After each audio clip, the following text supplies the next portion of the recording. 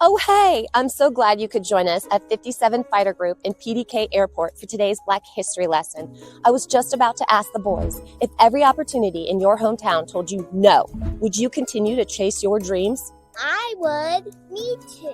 Good, because that's exactly what today's hero did. When America told her she couldn't fly, she said, cool, I'll take my dreams across the world. We're talking about Bessie Coleman, the woman who fought gravity and America's unfair rules and won. Follow me. Bessie Coleman was born on January 26, 1892 in Texas, and she was the 10th of 13 kids. Whoa, I bet the house was crowded. And really noisy. Her parents worked as sharecroppers, and Bessie and her siblings grew up doing hard work, like picking cotton.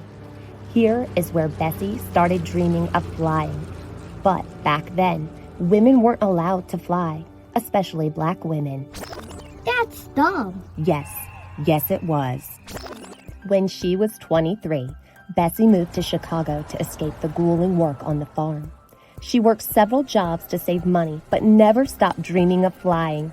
Then, one day, her brother John came back from World War I and told her something that changed her whole world. In other countries, women were learning to fly. Once she heard this, Bessie locked in. First, she applied to flight schools in the United States, but she got rejected over and over. Mom, was it because she wasn't smart enough? No, it wasn't because she wasn't smart enough. It was because she was a woman and Black. That would be infuriating. Yes, it would. Now, most people would get frustrated and stop there. But Bessie, she didn't stop, just changed the playing field. Bessie said, if I can't get a runway here, I'll find one somewhere else. Where did she go? Well, Bessie knew a man named Robert Abbott, who ran a Black newspaper called the Chicago Defender, and he encouraged her to try flight schools in France. So Bessie learned French. No way! Oui. She learned French, moved to France, and enrolled in the Cadron Brothers Aviation School and graduated in less than a year with her international pilot's license. Holy schmoly, she must be really smart. Yes, she was. On June 15, 1921, Bessie became the first Black woman to earn an international pilot's license ever. Bessie didn't just break a barrier. She flew over it. But she wasn't done. She came back to the U.S. and put on a show.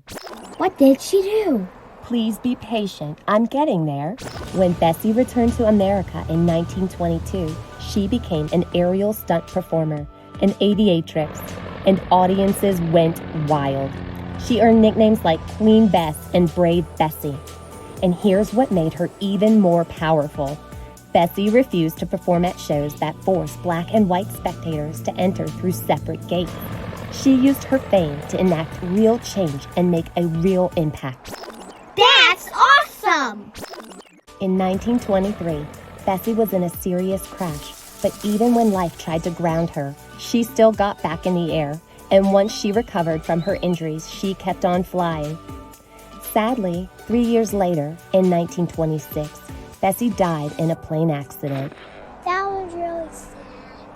Yes, it was. But her story didn't end there. Her courage became a runway for others, and her story inspired countless more who were told no 100 times, and they continued to chase their dreams. That school must have been amazing.